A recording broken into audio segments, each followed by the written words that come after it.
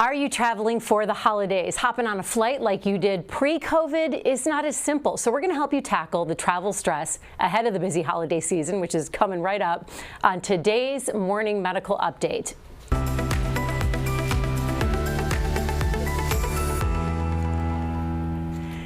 Good morning. It's Monday, November 21st. I'm Alexis Del Cid in for Jessica Lovell, who's enjoying some much needed time off. We hope she's traveling well right now. Welcome to the Morning Medical Update.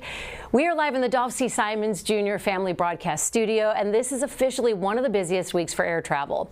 With COVID and the spike in RSV cases as well, we want to make sure it's easier on you. So we have some tips and very useful information that you can pack as you head to the airport or jump in your car.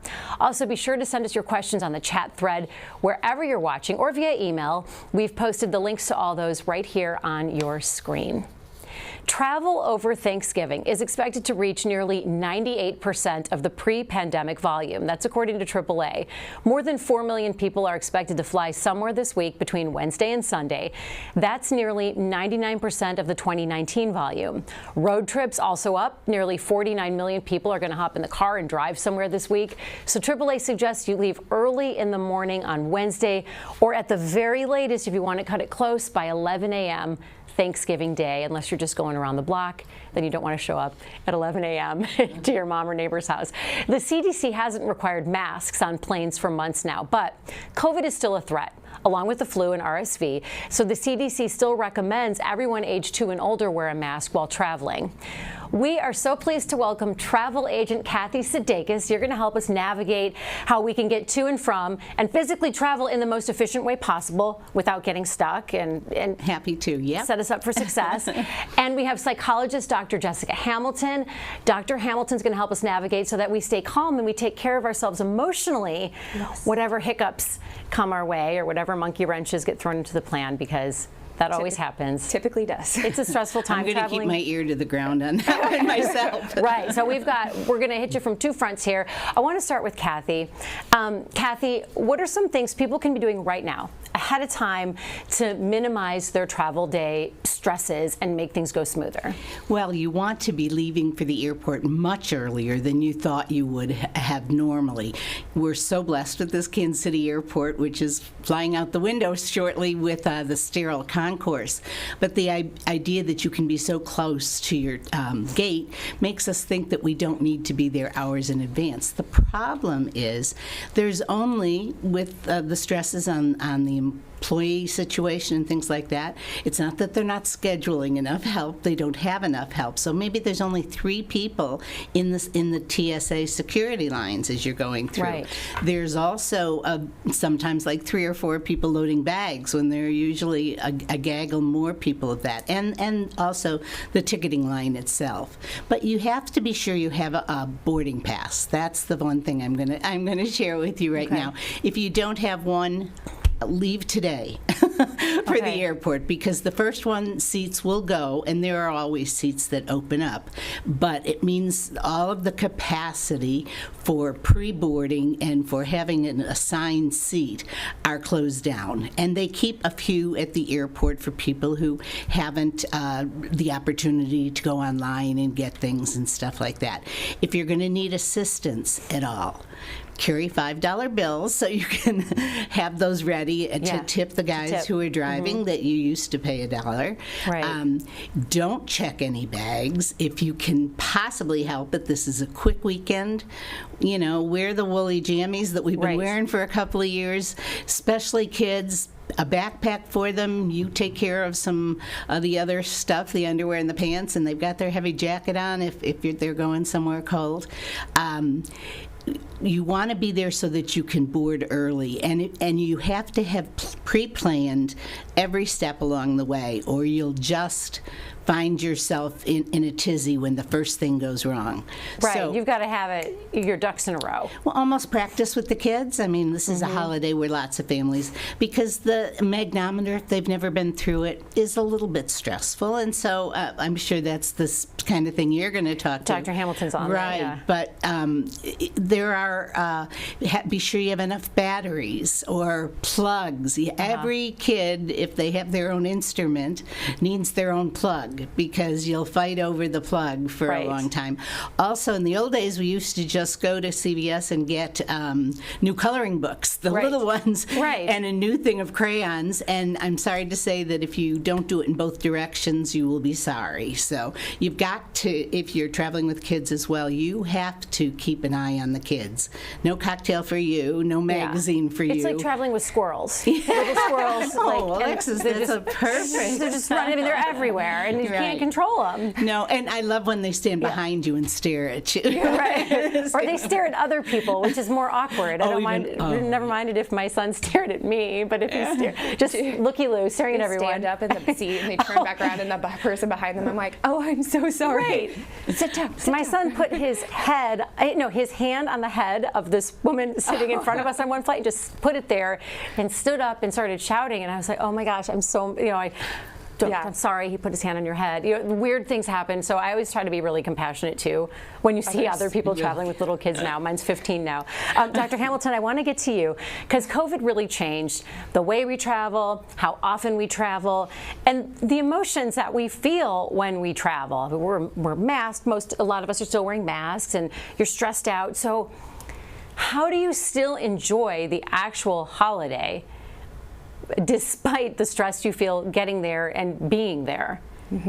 Yeah, I mean, I feel like holidays have always been kind of stressful, right? Like there's baseline stress associated with this, and then now, not just with COVID, I would also argue with the RSV. I know, especially with like the little kids, that there's an amplification for concerns. I'm, as a parent myself, like worried more about, oh, how are my kids going to be doing with getting ill as well? So making sure that you recognize that, illness, this is the flu season, this is the time where we need to be cognizant of that, but we don't want it to interfere with our enjoyment and our pleasure of actually being with our family. So kind of to what your point was, planning is so important. We really want to make sure that the things you can control, you're optimizing. So making sure you're looking at the things that you can do ahead of time, so that way when something does happen, you have the ability to still be a little bit flexible and recover from a time perspective. And then just spending some time being mindful of, like, the point is not to be stressed out. The point is not to get, all of the things exactly right. The meal doesn't have to be perfect. It's why are we doing this? And reminding yourself, we're doing this so that we get to spend time with our family and enjoy one another on the holiday season. What about people who, and we have a QR code on your screen right now, and that'll take you to resources for managing stress, so feel free to hover your device or your phone over that QR code when you're watching this, and that'll take you some really valuable links. But to piggyback on what you're saying, Dr. Hamilton, what if you don't enjoy? There are people watching who don't enjoy family time because family is very stressful for them, and there are a lot of layers to the onion. So how do you plan ahead of time when you know you're walking into a landmine, or many landmines that will be around that Thanksgiving meal? Yeah, I mean, I feel like the time management and setting healthy boundaries becomes really important. What I mean by time management is, I feel like everybody can be around a certain amount of people for a set amount of time. I don't go on family vacations for more than 4 days unless I know I have my own space to go to with the larger family, right? Like, there are ways in which that we have to balance how much time all the bigger group is getting together. Being aware of what those things are for you, having insight what the triggers are for you, so that if you need to step away, you have a space and a way to just take some time for you. Even in the midst of all of the activities, you have a place you can go to. It might be your bedroom, it might be going for a walk, it might be getting up a little bit earlier than others and doing some yoga or Pilates or whatever it happens to be. Deep breathing. Yeah, getting on some of the apps that are so helpful. So Calm and Mindspace. There's several different apps that are very helpful for managing stress. Kathy, we've been doing so much coverage in the news and watching all the storms that are hitting in the East Coast and different weather that can happen or things that can go wrong because of COVID and your trip gets canceled. So how do you make sure that your money is protected as far as getting trip insurance if you're flying somewhere, you're making all sorts of plans that will cost money if you have to cancel at the last minute? Well, there are two different kinds of things that you need to cover and consider covering. Usually it's the money that people care about Right. more than their bag and their body, unless they're going to Europe or somewhere expensive and have invested a lot of money in the front end.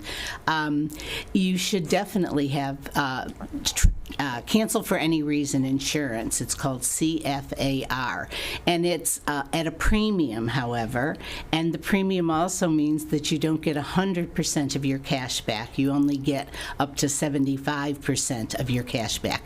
So most of the companies who will take you to the Caribbean or even the cruise lines do offer you a credit in full towards another trip. So that can sometimes take precedent if you know you're going to go anyway. If it's a wedding and things like that, that's a whole nother story. The airlines will reaccommodate you. I mean, you're their responsibility. But sorry to put a plug in here, but if you have a travel agent, sometimes we're proactively calling you. In our operation, we have what's called a whole wall. It's literally that big, and it lists all the flights and the planes going across the country because we do a huge amount of corporate business. So our vacation travelers get the best of that technology that we offer for people.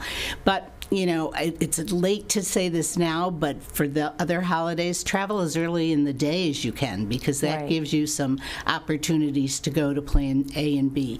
If you get stuck and you have to overnight, if the lines are just too long to wait for a voucher or anything like that, ask the hotel for a distressed passenger rate. Distressed passenger rate? Yeah. It's always been around. It's usually what the airlines do with the hotels and that kind of stuff, but an individual can ask for that too. When speaking of lines, you've got your cell phone now. Do not get in line without the cell phone, or split up and let somebody stay in the line, because no matter what you find out in terms of plan B or C, the person moving forward is going to be, the one who's going to get the paperwork for you. Needs to have they all won't that let you information. change airlines anymore. They used to be able to get on the next fastest flight to Chicago, but that doesn't work anymore. So say again what we're supposed to ask for if you have to go to a hotel. Distressed passenger rate. Distressed passenger rate. And if they say, we don't know what that is, no, they're lying. Distressed passenger rate. Hey, babe, it's the last room in the hotel. Do you want it or not? Right, okay. And then what if you're stuck at the airport and you're one of those people that's like, knowing, holy cow, I'm going to have to sleep here, or what? You're stuck at the airport for hours. What do you do? What are your rights? What do you ask for? Gosh, is there anything like a distressed passenger lounge for you if you're just stuck there? Well, Pete Buttigieg, who's the new Secretary of Transportation, is really on the airlines to be much more forthcoming about those kinds of things, especially cancellations that are their fault, rather than blaming the air traffic controllers and weather and those kinds of things. But you have to plan ahead, as we're suggesting. Bring breakfast bars, bring goldfish, bring whatever is your lots family's of snacks. poison. Because the other thing that happens if the airport's solid chock with people who can't go anywhere, food outlets run out of food. So, and that's when you need the charger to be doing those things. You want to carry water. You'll have to finish it before you go through the thing. But, you just don't want to find yourself in an airport that's closing down with you not a little bit prepared. I mean, fleece jackets are great. They make great pillows. They can put them in the window and sleep. So, again, it's just a question of thinking of those things in advance so that you're not left panicky. Right. And if you're sensing a misconnection and things, call your travel agent. You'll never get through to the Travelocity gnome, I'm sorry to say. Right. But you will get through to one of us in our 24-hour service desks. So, Dr. Hamilton, when it comes to dealing with the non-travel stress and just the loaded family stress, are there any phrases that you can give people or things to shut down? If you know how you can sense that moment in a conversation when it's headed over the cliff for disaster and something's going to burst? Like, do you have any phrases you help people say or repeat, or things that we can say to gently guide the conversation in another direction? We call those stems. What are they called? Stems, like stems for conversations, like starting off and knowing it in advance, and you can even prep for it. Okay, this is good. Yeah, so I wish is one of those like common things that you, particularly with kids, I wish we could do this, but we're going to go ahead and we have to do this right now. Maybe we can do that later. It's the soft no versus a hard no. Also prepping for other conversations that you know that the whole family will easily participate in, or hey, right now this might be a really good time for us to play Uno or Clue or what running a game. charades at our house. Exactly. Gets the energy. No one fights during Uno or charades. Or it's like that's well, fun maybe stuff. like if we get poker boys going. against girls is always a disaster. There you go. Yes. Yeah. Okay. So depending on the age and of the people that are there, but yeah, definitely figuring out if there's an activity that you have as like that backup thing that we can. Okay, let's just transition to this. If you know that politics is going to be one of those things, right? And Kathy's like, we just had that is going to be one of those things. We had an audible sigh, so I feel like that's it. Yeah, knowing that you can talk in advance to people and say like, listen, these are probably things that we shouldn't discuss at the family dinner table. Like, let's talk about family. Let's talk about our lives. We don't get to spend that much time together. Let's optimize this with these topics, and we don't need to get into the politics. And sometimes that works, sometimes that doesn't. If it does come up, just be prepared, and you can use that stem of like, hey, I want to talk about this today. Let's transition over to, you know, the Chiefs. Right. I mean, that's a great topic. The end of that game was amazing. I know. It was so good. So, so practice your stems. Practice the stems. Guiding. Know what you know some of the things that the family will engage in, whether that be an actual activity or a conversation topic, and know what you want to do at that point in time. I want to weave Dr. Hawkinson into this conversation. We want to get our latest COVID cases in the count. Dr. Hawkinson's our medical director of infection prevention and control. You ready for the holidays, Dr. Hawk? I am, and I think, you know, COVID and other illnesses are probably going to be so integral in prevention as we're going into this holiday season as well, and I'm sure we will be talking more about that. But for right now, the COVID count is 18 active infections in the hospital, 1 in the ICU, 0 on the ventilator, still 15 in that recovery period, and we should have the RSV influenza numbers probably tomorrow as well. So we'll see how that is going. It's Antibiotics Awareness Week as well, and doctors have strong opinions on antibiotics. Do you have any information that you can tell us about that today? Yeah, we'll have a graphic here, and you know, antibiotics are just like other medicines.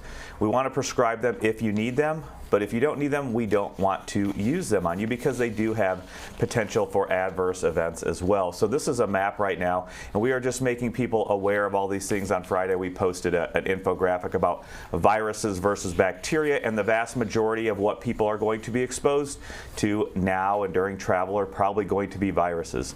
SARS-CoV-2, influenza, RSV, but those other cough and cold viruses. And in that case, antibiotics really are not beneficial.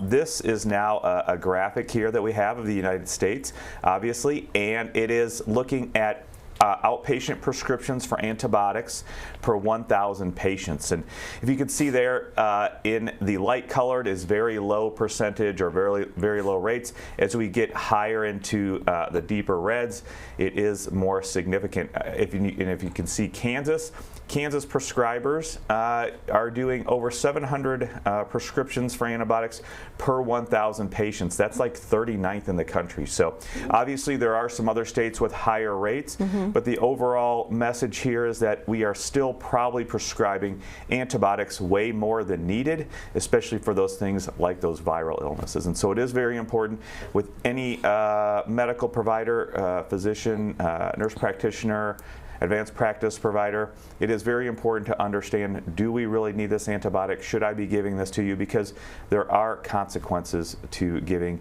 any medications, including antibiotics, when not given in the proper setting. That's very good information and really good to keep in mind, especially for moms and dads when we're taking our kids to the doctor with the earache and such. I want to ask if we have any reporter questions today. Are there any reporters on the line? No reporters on the line today, so let's get to our community questions because we have plenty of those. And Jeff has a question for Kathy. Jeff wants to know, are there certain days of the week that are best to travel? Well, for this week, because things were down the wire, if you just are homesick and want to get away, travel Thanksgiving morning. All you miss is peeling potatoes. Okay, okay. So I have said that for years, and it works. We did it with our kids at Christmas even. We let Santa come.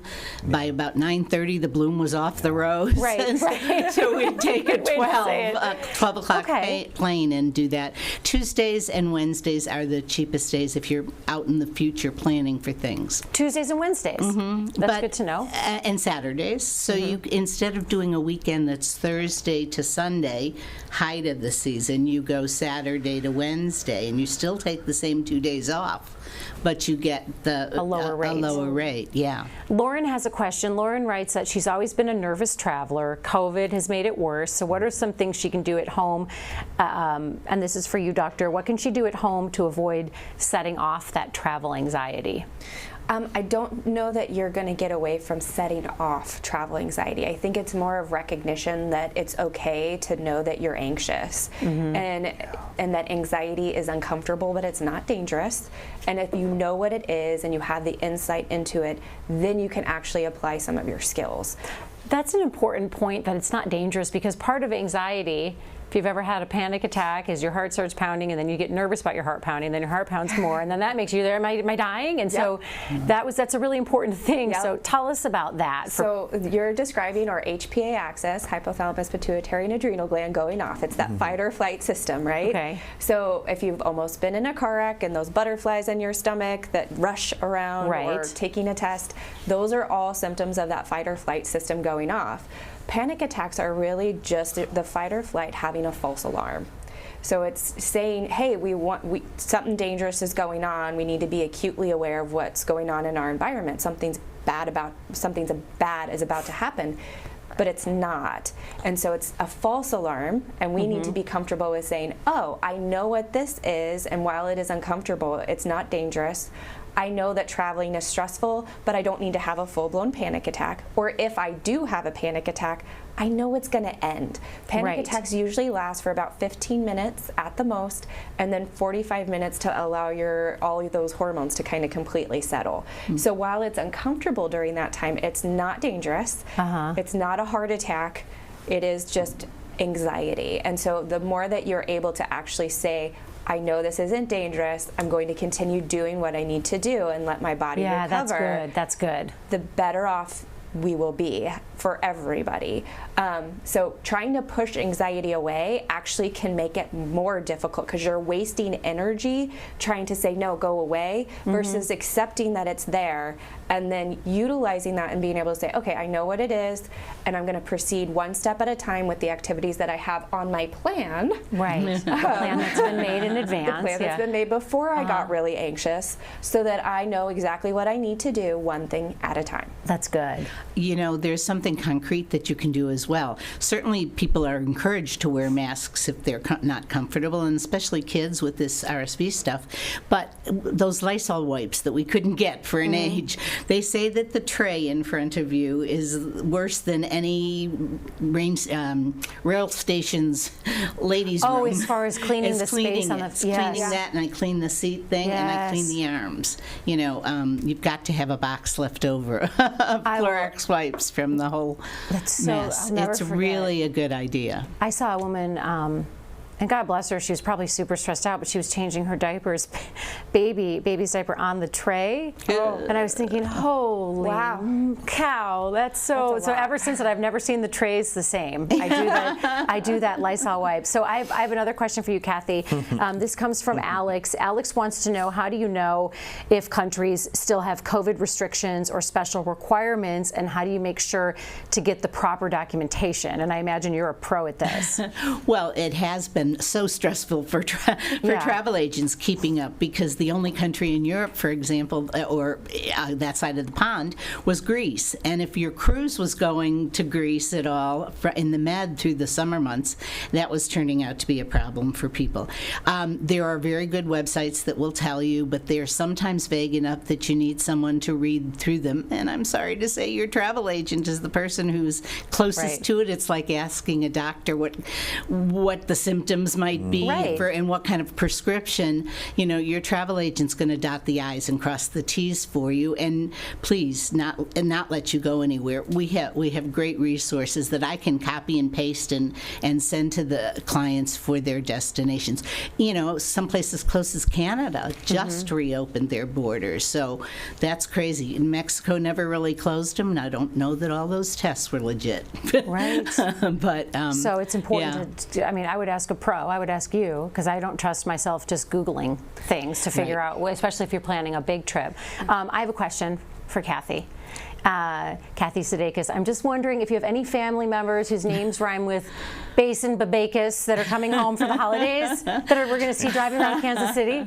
Well, let's say the Kathy and Dan Sudiekis are staying home. Okay. And wouldn't it be fun if we had some company? I think, I know we're going to be watching World Cup. Okay. No matter where we good. are. And Yeah.